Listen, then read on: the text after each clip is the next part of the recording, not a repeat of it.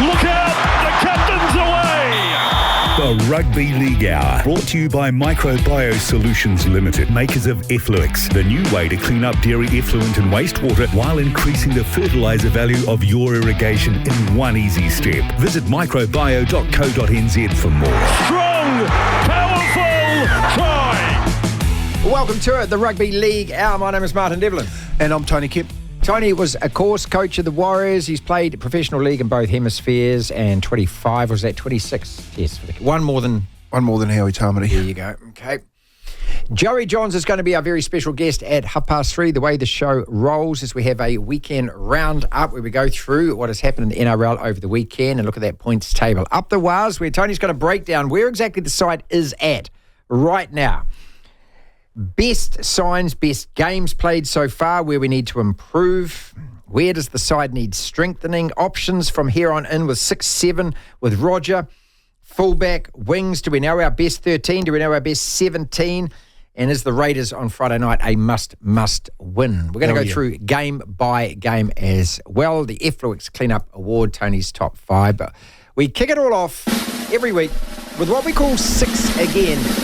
6 quick questions. Is it now officially over for Brisbane after losing to St. George like that? Lockie will be happy, no. Really? They still got a chance. Well, in that case, are Manly making the 8? Yes. They are?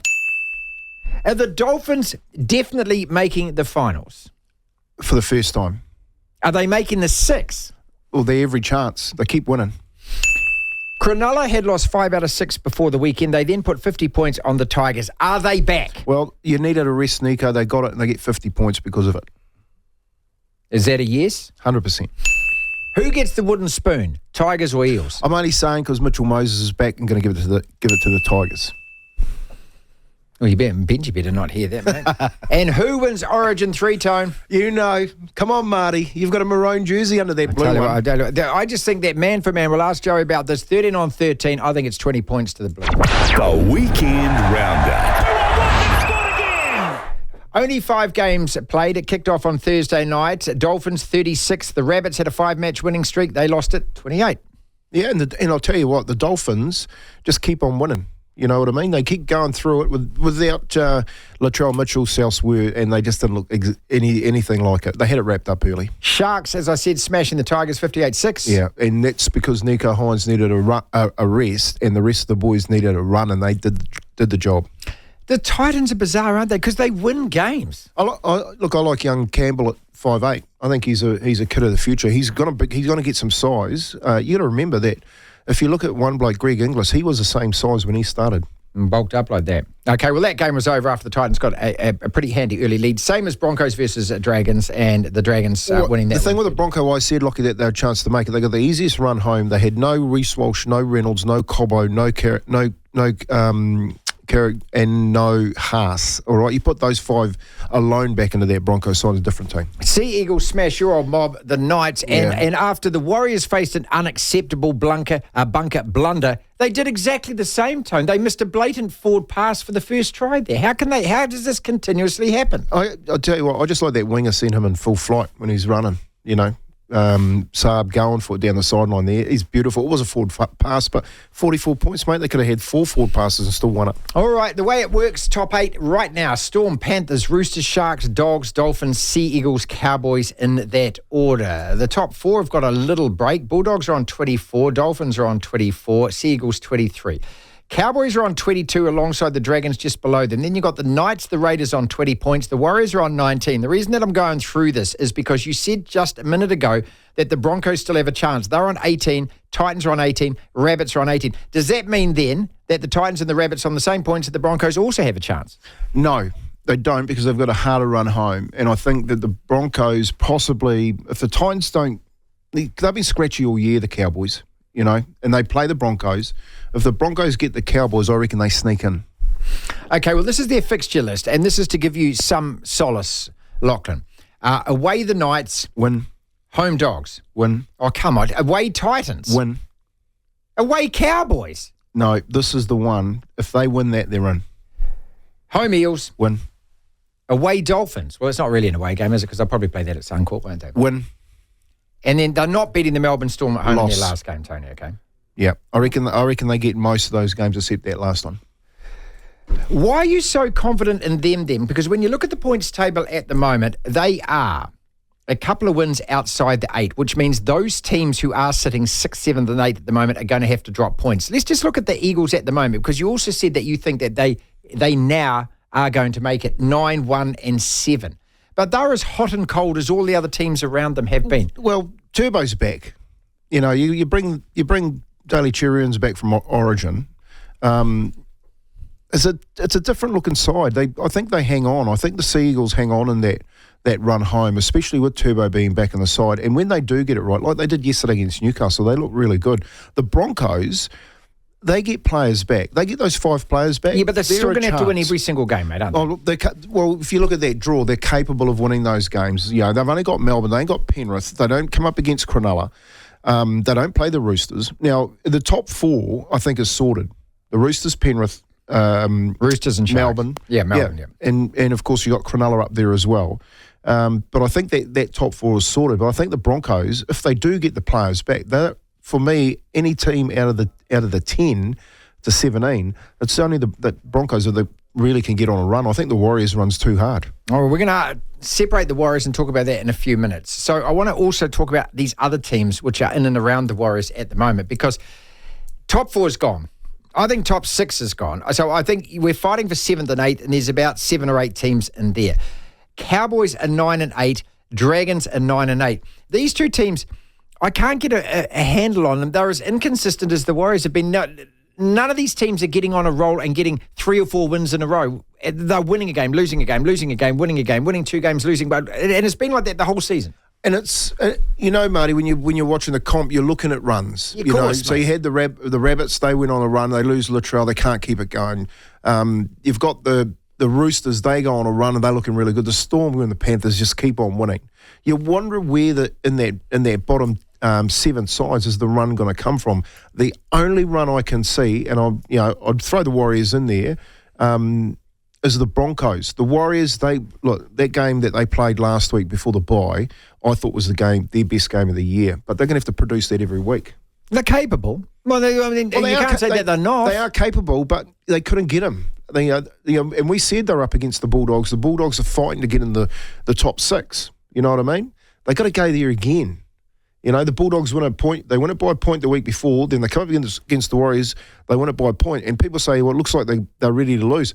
No, it's building resilience, actually getting ready. They want to be in the finals. I feel like a broken record asking you about this, because I've doubted the Dolphins all year. And then here they still are in 6th. And that was a pivotal game against South. If South had won 6 in a row, well, they're right on the verge of the 8, right? And the Dolphins put them away. But they're still only 9 and 7. Well, they're the real deal. They're in the 8. They probably only have to win 4 of their last 6 games. So 13 wins is going to get you there this year. Okay? Yeah, I think 32 is going to be the cutoff. I think 31 Warriors. I've predicted the Warriors will end up on 31. They miss it by a point. Well, I was going to say if it's 32, it's going to be very cruel, because there are going to be so many teams bunched 1 game away from that 100%. But that's what the comp's been like all year. And when you look at the points table, I mean, everyone wants to go on a run, but what normally happens around this time is what you've seen up until now continues from now until the end, doesn't it? That you get, I mean, who's going to win 6 out of 7, or is it more likely that these teams, all of them, are going to win half their games, in which case nothing changes to what we're looking at now? Well, I think what you see from the end of Origin, Marty, is you see teams start to plan towards the finals, especially the good coaches, so they'll take a player and give them a bit of a break. If they need it through that Origin period, they might think, oh, well, we don't want him to peak too early because he's coming out of Origin, he's going really well. I need him to shoot again at the end of the year. So you'll see players being manoeuvred around, and it's all going to happen in that top 4 or 5 teams. You know what I mean? So everyone down the bottom, they can't afford to not have their players firing. And you got to think about it. If you're going to shoot for 5 games, 6 games in a row, well, you have to play the A team every game. Well, then you've got to win 11 in a row. Yeah, that's right. Yeah, because then you've got the finals games on top of that. And especially if you finished 8th, you've got to win 4 in a row. It's a very, very hard place to win it right now at the moment. I think this weekend coming, and we said this the weekend before the bye, this is D-Day for the Warriors going down to Canberra. As far as the Storm goes, at 13 and 3 with a handy 4-point lead, they look as though they're the minor premiers. have they been that much better than every other team this year? And the only reason I'm asking that, because it does sound a stupid question, is simply because of those 13 wins, 10 of those wins have been 10 points or less. Well, the Roosters still have a bye up their sleeve. You've got the Storm. I think when you put it that way, Marty, I think that they've been the best team that have managed the injuries and got the best out of the players that have come in on the back of it. You know, and they've won some big games. You know, that one against the Warriors first up. Like, they were dead and buried 8 points to go, a couple of minutes on the clock, and they end up losing it right on the death. God, I keep forgetting about that game. God, if we had that 2 points up our sleeve, we'd actually be right there on the 8, wouldn't we? And then you're talking about Frank Panisi comes out yesterday morning talking about, you know, Jason Rolls going to Parramatta and says, you know, Craig Bellamy doesn't even know how to spell retirement. He's probably got another decade in him. He isn't coaching better than he has done previously. You're looking at it and you're going, what's he got? Like, what's he doing? Like, he just keeps putting these players. Look, Remus Smith. Remus Smith comes out of Canterbury, he's nobody. Mm-hmm. You know what I mean? Well, Katoa goes there, mate, and turns into an absolute monster, doesn't he? Well, we knew that, though. Yeah, but why did we let him go? If anyone's watching that here on the right edge, you're going, mate, leave him here. The kid can play, you know what I mean? And he goes over there and you give him to a bloke who can coach, and all of a sudden he's a champion. But the thing with Bellamy is he knows how to get the best out of all of his players. He's still got Munster and Sefa Solomona to really come back and fire. You know, so his team, and I reckon, mate, if you're having a punt, you're punting on the Storm, the Panthers, or the Roosters at this stage, because they're the only three teams that I can see winning the comp. Let's take a break. This is the Rugby League Hour. We've got Andrew Johns joining us in about 12 or 13 minutes or so, talking Origin, talking Wars. When we come back after the break, it is all about the Warriors. Where exactly are we at right now? Sitting there with 7 games to play and a bye. We know where we are on the points table, but I just want an assessment from you, Tone, about how good we are, what has to happen from here on in, the realistic possibility of making that 8. We won't go through game by game. We'll do that. We'll pause and do that in about 15 or 20 minutes or so. But specifically the best 13 and best 17 and the combinations that Andrew Webster needs to play from here on in. 3:19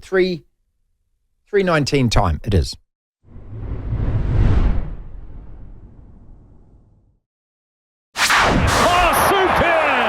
The Waz. How good is that? Joey Johns joining us in 10 minutes. You want to ask Andrew anything about Origin, about the Warriors? Tony, we are sitting 7-1-9, played 17 points, 19.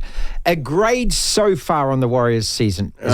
Compared to last year, C-. You know, they scrape in with an A last year because they one game away, beating Brisbane, making the grand final. This year, just you got to remember, and people forget, every player last year had a season to remember. Mm-hmm. I mean, from 1 to 17, no matter who they put out there. But this year, you haven't had the same 1 to 17, especially in the number 7 jersey that has been consistent. And you've got to remember, Marty, this time last year, we were on a roll. We weren't losing games. I don't think we lost, the last 9 games, was it? Coming into that final game against Brisbane. So, you know, it's not last year. Just, you know, 2 games ago in Origin, you've got Wade Egan being talked about being the second hooker, the hooker on the bench. Yep. The only player that's really held his hand up this year, and I think he's been rewarded for it, is Mitchie Barnett. And one of the reasons I'll talk about why I think Canberra will get him this week, you know, because he'll get some game time against Queensland. Yeah, of course he will. And when you watch the way that he's been playing, his energy has been phenomenal in keeping the team performing at that level, especially in that last game. I thought the way that he led through that middle of the park and the way that he just played big minutes and kept the wheels churning with the new halfback pairing is one of the big reasons why they do go close to winning some games this year. Do you think that's we can use the word disappointing then? Because last year I thought that players, totally agree with you, had legendary seasons, but it's almost like they inspired other players to keep playing like that as well. And yet we haven't had enough of those guys raising their own performance bar and dragging everyone else along with them this year. You see, you've got to be really careful, and no one's really spoken about it. I've never heard anyone on any platform talk about this, but it's called complacency. You know what I mean? So the club's talking about, let's open up a pub, let's look at the tagline, the Wars, let's talk about the full stadiums at every home game, even though we lose. And then you talk about a team that isn't performing. That's at a C- the D for a type of season, especially if they don't make the 8, it'll be pretty disappointing. You've then got to consider whether or not they've been complacent. So they've gone in with all these high expectations from last year, and every other part of their department seems to be reaching for those stars. except our football team. Where is Toa Harris? Well, we've got a question in from a texter who says, look, as this is last year, he just hasn't been the same player as last year. Well, but I would also accuse Sean of not being the same player last year. I mean, Adam has in fits and starts, but not consistently as he did last year. So where are these players that we're meant to take the club by the scruff of the neck and drive us into the finals this year? And we were all thinking top 2 at the beginning of the season.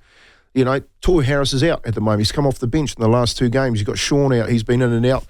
He's just can't get that foot right. We haven't seen the best of Roger all season.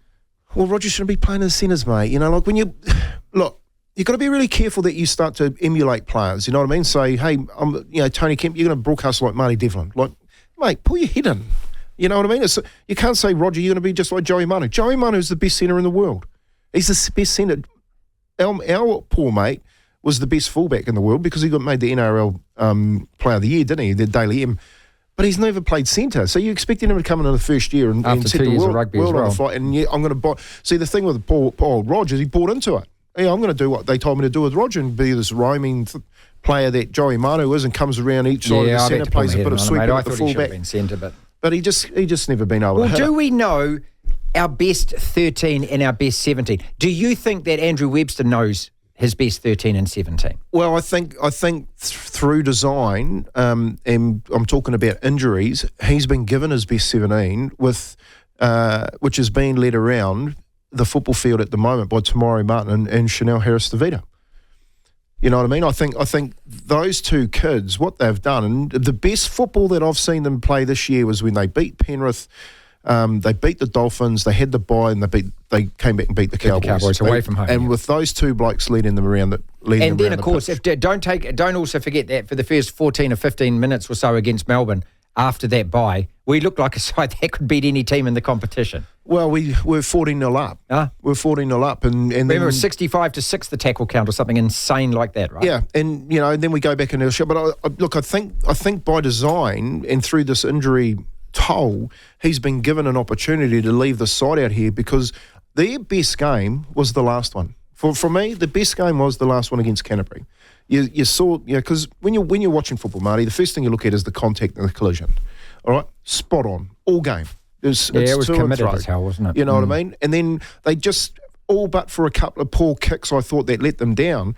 They were right in that game and could have easily won it. Yeah, and that's what he's saying. If Sean's out there, he drops that goal, they win it. But if Sean's out there, they probably don't get within a point. You know what I mean? So I think by design, he's got the best team out there. I think Nuakore has to play, so does Barnett. I don't know whether Fanua Blake actually wants to move straight away. Is he going to give us the best for the next 7-6 weeks? Well, we have to have him playing his best, Tony. But we know that because of last year. Yeah. So he plays well. The rest of the team plays well on his back. That was the point I was making about Mitch Barnett. You need somebody else to play like Mitch Barnett is. If Adam was playing like he was playing last year alongside Mitch Barnett, we got 2 of the biggest go forward guys in the comp. Well, I think we've got potentially the best go forward in the comp. I think Marata Nuakore playing out there on that right edge is one scary player. You know what I mean? Even when I watch him play, I go, well, I'd hate the left edge to be lining up against him because he's going to belt you in defence and he's going to belt you in attack. How do we get this consistency then? Because when I look down this fixture list, and we'll go through it game by game in about 10 minutes, but when I look through it, I look through these games and I don't think they are unwinnable. Raiders, Tigers, Eels, Dolphins, Manly, Bulldogs, Sharks, they're not unwinnable. And if we want to actually do anything this year, we're going to have to beat those sides in a final anyway, aren't we, right? None of them are that much better. Tell me they're not. Well, there's 2 things. One, you're going to have to go on a run and then continue the run of the final. So you're going to either peak or hit your peak too early and peter out at the end. And the other part of it, they were beatable. Like this team, if it was the same side as last year and putting in that effort, beating those teams. They were beating those teams because you break it down as you do, and you break it down pre-Origin, during Origin, post-Origin, and you go, well, in these batch of games, they should win them because of the side that we had last year. We're not too different. But there's some critical games in here. You've got Canterbury playing for top 6, yeah? You've got West Tigers and Parramatta fighting for the spoon. So 2 weeks in a row. If we can't beat both of those guys at home, I mean, what's the point? We're not playing finals. But the problem is, we have them week after each other. So we play Para, then we play the Tigers. So the other way around, yeah. We beat one of them. the following week, the other team knows that they have to come and beat us to stay with the other side. So, and then you've got your biggest run home is the last 4. So the Dolphins, Manly, Dogs, and Sharks. So 4 sides playing to remain in the 8. So it's not as if we're playing any of the teams, the St. George's and them down the bottom here that were fighting to get in the 8. We're playing for teams not to get out of the 8. Yeah, good point. And I think the difference here is that when you go to play those sides, especially going to the finals, and the way that coaches handle them is that they start to build their team into the finals. And as we get closer to the semis, the games are going to get difficult. Let's take a little break here and then we welcome the legend, the immortal Andrew Johns with us. And just quickly before we go to the break, mate, because, I mean, I'm going to shower this guy in comment. I love this guy. He's one of my favourite players ever. I thought he was an absolute magician with the ball in his hands. He ran with the ball in front of him, and he gave himself so much time. But he was one of those guys to me, Tony, that if you wanted a player at the exact right time to do the exact right thing, doesn't have to be spectacular, but the exact right thing at the exact right time in a moment in the most important game of all, I'm choosing him. 100%. There's a difference between good and great. You know what I mean? There's a difference between having a halfback that is great some of the time and then having one that is great all of the time. Like Joey Johns, it was winning time for him, wasn't it? I said to a mate, they said, what is it about them? I said, well, they see things that other people don't see. And it slows down from them. And so they throw passes to guys and it hits them in the head because they're actually in a hole and they think, I never saw it. and all he's saying is catch the ball, you would have scored. Andrew Johns, after the break in the Rugby League Hour.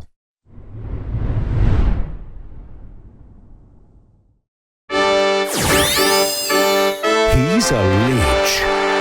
It is an overused word in sport, but not when it comes to this bloke. Andrew Johns, welcome to the show. Thank you so much for joining us, mate. Hello, mate. How are you? Hey, Joe, it's Kempy, mate. Good to hear from you, mate. How's it all going over there? A couple of days out from Origin. You excited? Yeah, it's building up. I'm still in Sydney. I go up to Brisbane just on the morning of the game. I can't spend too much time up there. No. As you can imagine, I'm not the most popular person north of the border. No, but it's revving up. It's going to be huge. It's going to be absolutely huge. Andrew, look, I just keep referencing that time on TV where you just said, you hate this BS and it's going to be another year of it. How much do you hate them? Well, this time of year, I hate them a lot. It just drives me mad that they think that they have more passion. It means more to them. For me, there's a couple of jerseys, obviously the blue jersey and also the Knights and the Australian jersey. But the blue jersey meant everything to me, everything.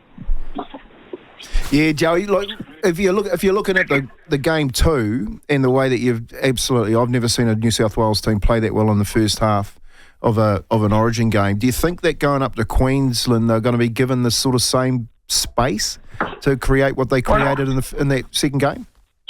Well, if you have a look at the stats, we hardly win a penalty count up there, which is normal because of the home ground bias and the crowd. And the referees are only human; they can get swayed by the pressure in the crowds. I look at our team and our power on our edges with our back rowers, but also our centres. I think defensively, Queensland are vulnerable there. And look, I think our bench has been far superior. Spencer Leniu and these guys. Also, Mitch Barnett, the Warriors, back row, front row coming in. I think that's really good. So I'm really confident going up there. Andrew, when it comes to stats, do you care about this, that, New South Wales, the last time was 1994, but the reason that we have stats is because they do point out patterns, don't they? And it's such a difficult thing to do to actually come back from 1-0 down, let alone going there and win a decider. Well, winning a series is sweet in Game 3 in a decider, but I got to do it in 2005. And it's right up there with winning premierships. It means that much to you. So, they got the chance, these players, to build their legacy during this time. In the big games, that's when players build their legacy. And this is what these players have at the moment. And I know they're excited by it. It's going to be so exciting to watch. Joey, was there a difference in, people are talking about the bullying of players in that second game. Was there that much of a difference with New South Wales and Queensland in the way that they manhandled them? Well, physically, they were a lot more physical. Look, we had greater share of possession. At one stage, I think we had 70% of possession. So, look, they were under a lot of fatigue, but they just could not handle our power game. And even in game one, when Joseph Suoliki got sent off, there was times in that game when we were just rolling through their ruck. Look, I think they're missing Big Tino. I think they're missing Flegler. And the other bloke is Tom Gilbert. He's the worker in their pack. I think they're missing him. So, big challenge for their middles. Their big boys have got to aim right up. And talking about missing players, what about Nathan Cleary, mate? Would you be a lot more confident if he was in the side? For sure. Absolutely, for sure. And it's the big challenge for Nathan is getting it done at origin level, dominating the series. He knows that. That'll be part of his legacy. Look, Moses has done an absolutely wonderful job. His kicking game is unbelievable. But, I'll be really confident Nathan was there. You see, when you say that about doing it at origin level and the legacy there, look, I keep repeating this quote, and I'm sorry if I get boring people with it, but Ricky Stewart once said to me that he believes he can pick a player as to whether they're an origin player or a kangaroo, and some players, he said, can do both. Some can only do one. Some can play origin and not international football. Some can play international football and not origin. Do you concur with that as well? Is that what you're saying, Andrew? Beg your pardon? Is that what you're saying? That you just think that origin is a completely different beast, that some guys can play origin, they can't play internationals, others can play internationals, can't play origin. It's that different. Well, the pressure's on for one thing, if players can handle pressure. The other thing is the referees don't blow penalties, so the game's balls in play more. There's so much fatigue in the game. That's what it's hard to get across to the viewers, that, you know, you're looking at the game from home, you're going, why aren't they doing this? Why aren't they doing... These guys are gassed. You know, their heart rate is absolutely maxed out for most of the game. So the ability, especially of playmakers, you know, you talk about toughness and toughness of players playing through injury and all that sort of stuff. For a halfback, playing tough is when you're knackered and you hit the wall, that you got to keep playing, and you got to steer your team around, and you got to drive you forwards, and that's why. Especially at that level, some playmakers love it and they thrive, and some fold. Yeah, it's the making of players, isn't it? A game like this, Joe, when you're looking at it and the pressure and that Lang Park factor, where you've got the stature of Wally Lewis out the front, and you've got all the Queenslanders sitting there. How much of that's going to play on Wednesday night into Queensland hand, if any? Well, they'll lift for sure, and then also we have some younger players who haven't sort of played up there or experienced that. So that's going to be a challenge for them. But as I spoke before, they'll get the rubber to green, they'll get the 50-50 calls, and they'll lift. So it's up to us as New South Walesmen. When they lift, we're going to lift higher. Man for man, two parts to this question. After what you saw in Game 2, and you've got to remember in Game 1, that New South Wales that we played with 12 men for after 7.5 minutes something, is this New South Wales side better? And is this a great Queensland side? Would you call them a great side? I wouldn't. I think they're missing the key players, the big boys in the middle especially. Big Tino, Flegler, they're big out. I think they're vulnerable out wide. I think, look, they had a champion team in that 8-year dominance, but out of that, there's probably 3 or 4 immortals played in that time, Thurston, Smith, Slater, Lockyer and that. They were a great team. I don't see this Queensland team as being an all-time great team. There's some really good players in there, but I think the New South Wales team is better balanced. Yeah, I wouldn't put Cronk in that immortal chat either, Joe, but this is the best question you'll get today. Out of both states, probably what we all want to know, blokes like me here in New Zealand, who's got the better waves? Well, the points at the moment are firing up there at Queensland. Unfortunately, they got the better waves. Warmer water too? Is it warmer up there, mate? It's warmer. What about we say we got the prettier girls? Yeah, there you go. Final question on this. So when it comes down to it, that you're 50,000 and that, they're all inbred and corn-fed and twin-head and everything else, and you've got all that Queensland stuff going on, do you get affected by, when you played, did you hear any of that, or are you just so calm on the field and you're actually thinking about other things that you don't actually buy into all of that? You hear them in breaks of play. You hear them when you run out. It's the only place I've ever experienced where you run out and it's a sonic boom. The atmosphere hits you in the face.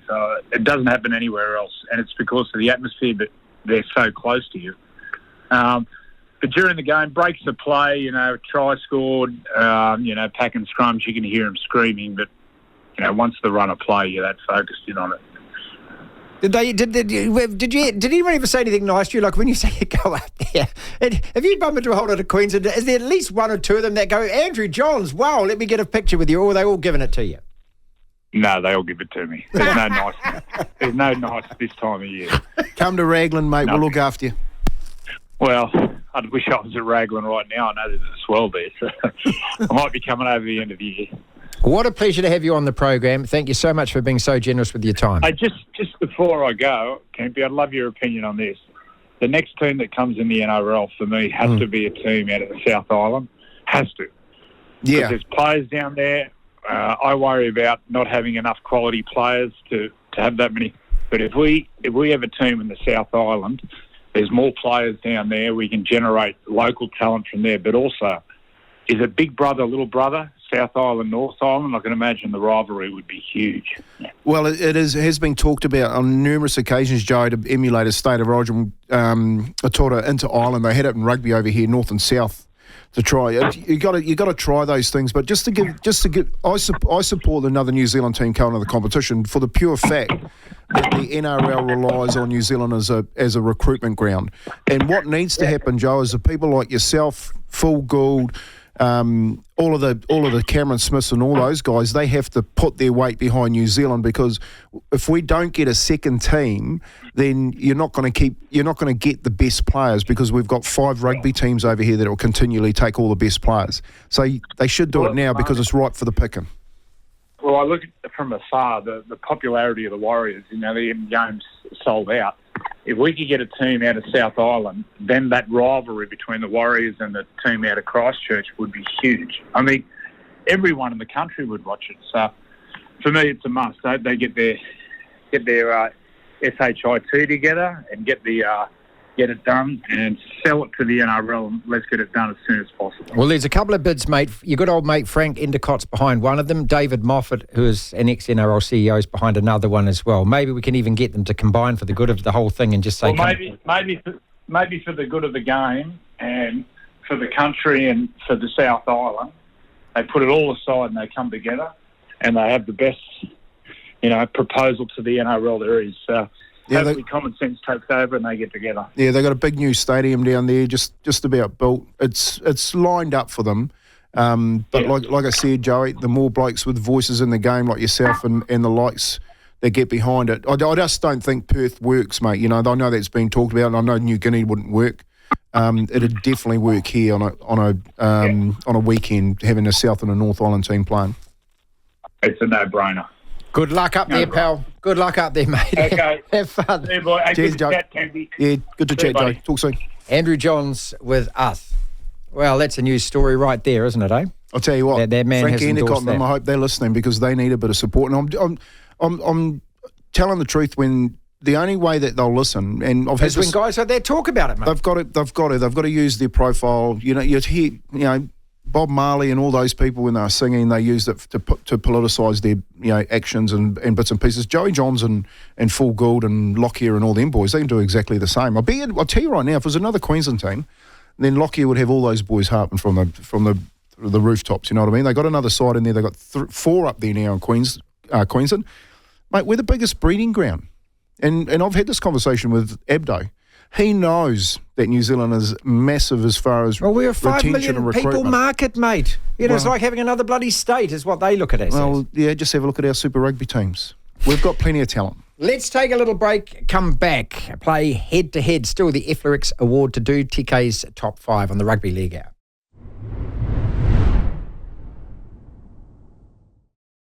Head-to-head. Couple of quick texts in. Martin, Joey's wrong. I'm from the village of the damned. I'll never leave the Warriors, says one. Another one, great interview with Andrew Johns. I agree with the sentiment on the second New Zealand team. It can't be the Kia, though. That name's too lame. Got to come up with something better than that. All right. 7 games to go, but I'm going to combine the Tigers and the Eels, Tony. You've got 30 seconds to explain exactly why the Warriors will win these games. Away Canberra to start with Friday night. Must win. Well, I can't explain why they will win these games, but I can explain what they need to do to win these games. And the first thing they need to from Wednesday night, I was going to say tomorrow night, is get Mitchy Barney back in and get him recovered as quick as possible, because he's the key. If he doesn't show up with the energy that he has done over the last half a dozen rounds, then the Warriors are going to miss that entirely, and Canberra are desperate to get a win, and they're just off one at the moment. Okay, so that's a must win. If we don't win that one, is it done? That's done. Is it done? Like I said that before the bye round. If they don't get Canberra, it's a season done. Okay. Home Tigers and home Eels after that. And I know that you said earlier that the teams are both battling the wooden spoon. Neither wants to lose. But come on. Right now, if the Warriors can't take care of business, home Tigers and home Eels, forget about the 8, mate. Forget about it. Stop talking about it if that's okay, so the Tigers they get, okay? No doubt with that. I think they're too good for the Tigers. If Mitchell Moses goes up there on Wednesday night and wins, and he's on cloud 9 for the next month, then Parramatta become a problem. Okay, so if they get the Tigers, all right, and Parramatta's think, well, if we get the Eels and split from the Tigers at the bottom, Mitchell Moses is the key. And then it's away the Dolphins. Yeah, and here we go. This is the run. The Dolphins are 9-7 at the moment. By the time we get to play them, they probably have won at least another 1, maybe 2 games. They're 11 games. They're only going to need 1 or 2 to clinch at that stage. So again, a really tough place to go and beat them, but beat them at home. So who's coaching them? Well, is Wayne coaching them? So who's coaching them? How many times has he been to the finals? How many finals has he won? He's distracted, mate. No. He's got Souths and he's... 74-year-old blokes don't get distracted, okay? Mate, they're going to be a very, very tough game away. Following that with Manly, which is also away. And again, they are one of those sides like St George and North Queensland that they're in at 8, they're in at 9. They go to 7, they come back to 8, they drop to 9, they go back to 7. Well, the problem that you have here, Marty, is that Tom Trbojevic is back and hopefully pulls a hamstring in the next couple of weeks and doesn't face us when we head to Manly. And you've got, of course, Daly Cherry Evans, because if Mitchell Moses is going to play like that and they win at New South Wales, imagine how he's going to be feeling if Queensland won it. Well, they won comfy without him yesterday, mate. I thought their halves combination looked bloody good, to be honest. Yeah, but Newcastle were terrible. Yeah, I think Tom Trbojevic, Daly Cherry's going to the finals is a great mix. And then it's home, the Doggies. And look, toe-to-toe with them, lost in the Golden Point. Could easily have won that game. I don't fear that team, but they, again, are going to be in exactly the same boat, aren't they? Well, if they're still in it by here, they've got to get the Doggies, all right? And this is the battle. This is the one where the Doggies are doing exactly what the Warriors are doing, and what they're doing is trying to hold the 8. And this game will be critical for them at that stage of the year, all right? But they've got to come here and they've got to beat outside. If our team's in with a chance, they can't let the Bulldogs do what they did there and out-muscle them. They've got to beat them. And then finally we wrap it up before the last round, which is a bye round, which is the 2 points with away the Sharks. So imagine that. Imagine having the Sharks to play and have to beat them to get in the 8. Well, I think that's doable, mate. Yeah, and Nico Hines comes back and he's relaxed and he's firing. Well, just run out in maroon jerseys then. That'll freak him out and he won't play well, okay? Yeah. I think it's set up really well for the Warriors if they come down to that last game and it gets them 33 points and puts them in the 8. Yeah? I think that's what you want, because you know you can go into the following week. Because with they'll a bye, need it. which is perfect before the final if start. they've had the run to give themselves a break before they hit the finals. Okay, let's go through and you give me a yes or a no. Away Canberra, is that going to be a win? No. Home Tigers? Yes. Home Eels? I'm going to say yes. Away Dolphins? No. Away Manly? No. Home Dogs? Draw. Oh, God. Away Sharks. There's too many, but we've just missed the 8. Well, that's what I mean. Right, we're going to miss it. We're going to miss it. We got the You started the hour saying we're going to make it. You've changed your mind in 40 minutes, mate. No. You stop putting words in my mouth, Marty. I said this is what's going to have to happen if they are going to win it. It's too hard, Well, I tell you what, the Kleenex Award's coming, mate. The Everest was coming. I'm cleaning you up. I'm dumping you in it, mate. So this is where you take the goop and the gunk, you turn it into something gold. Farmers, you love this. We've had so many requests for this product, Effluix, EFFLUEX. Who gets it this week? Well, I'll tell you. You need it, mate. I'll tell you, Madge Maguire will be licking his lips, and I'll tell you, they pulled Suwali into that spot for the centres to cover Bradman Best, but mate, he should have pulled in Tom Trbojevic. Like he gets that. He comes back, he puts a game on like that yesterday, puts 40 points on my old mob, and just looked like he hadn't been out of the game. Plays fullback, so it was really surprising because they talked all week whether or not he's going to jump in the centres because he didn't have the legs to play fullback. Okay, is his best? What do I care what I think? I think his best position is at fullback. Is his best position at fullback? It is. He's, Did you see that the second try where they do the kick and he comes? You could see him. He knew the move and he came running from about 20 metres away, right? And actually takes it out of the fullback's hands. I think he's one of the most athletic players that the competition has. He's more like a linebacker. You know what I mean? Look, you give him the ball and let him carry it because he's so hard to tackle. And once he gets that confidence up, I want to see this kid play as much football as possible. I hate it when he gets an injury because we're just robbed, like when Sonny Bill went to rugby union, we're just robbed of seeing some of the great players play. But Tommy Trbojevic going into the back end of the year. See, one of the things about people getting injuries, this might give our mate in the booth over there a bit of confidence here. When they get to have a decent break, they come back and they fire. And that's what Reynolds can do for There's Brisbane. something Greg English about them, isn't there, right? And anyway, final question on this. Who's aged better, you or Cliff Lyons? Oh, I love Cliffy. I love Cliffy too, mate. Yeah, but no, I can't give that one to him. And they've got an overlap here. TK's Top 5. First try. I must admit, I thought when I looked at him yesterday, I thought, wow, you have a... All right, here we go. Number 5. Well, the fifth team, I've got to still keep the Dolphins in it. I think the Dolphins, look, they're the real deal. I thut they were going to fall off, Marty. You thought they were going to stop. Same. I think they get a few more wins on the way home. You get your the Finn back who comes back after the Origin. I just think the backup players have been outstanding that have covered for them through these injuries. So you got them at 5? Number 4. Well, 4, I'm going to leave the Sharks there. I think the best play from Fitzgibbon was giving Nico Hines, even though he sprained his ankle and put him out, was to give that bloke a bit of a break. So it sort of fell into his hands that he had to give him a break. But look at the outcome from the Sharks and the way that they all jumped out of their skins to play football. Well, look, they started off like an absolute rocket. You've got to remember, you look at the points table at the moment, and they're 11-6. They'd lost 5 of their last 6 before the Tigers. So I think that's significant. So what I'm trying to sort of say here is that they're a side that had a really good run to start with at the start of the season. Then they had their rut. Are they over that now? Because if they are, they're a threat to everybody. Well, and they were so good. Talakai was coming off the bench. He's outstanding. You've got young Kevin Iros, young boy KL out there in the left edge, and Ramey, and they've got a really good balance throughout. Hunt and Luali in the front row. I just like their side. I think they can play football. I think having Nico Hines just get out of Origin period, come back a little bit fresh. He'll be 3 or 4 weeks away. The Sharks will be there or thereabouts. 3. I'm going to go the Panthers. Same. I was just about to say I'm going to swap Roosters and Panthers here. Yeah, look, there's 2 points difference between them at the moment, people. But Panthers have played a game less, but they're 2 points clear. But why are you backing the Roosters then in that? I think the Roosters. I can't see anyone stopping the Roosters on the way home, and I think they're going to get enough points to finish in second spot, especially scoring 30 points on average this year. And it doesn't really matter because they'll play the Panthers. Can they survive 3 weeks without JWH?